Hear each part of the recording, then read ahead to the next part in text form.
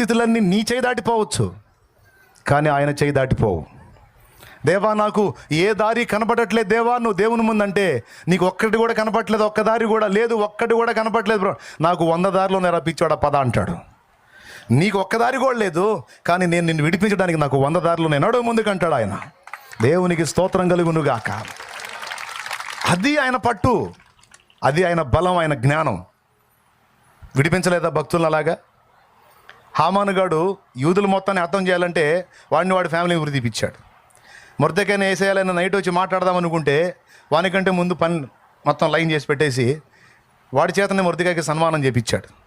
అంతా దేన్ని ఎలా అయినా మార్చగల సమర్థుడు, అది గుర్తుపెట్టుకో. నంబర్ 1 ఆయన మీ నాన్న, నంబర్ 2 ఆయన బలవంతుడు, నంబర్ 3 ఆయన జ్ఞానవంతుడు, నంబర్ 4 ఆయన నిన్ను పిచ్చిగా ప్రేమిస్తున్నాడు.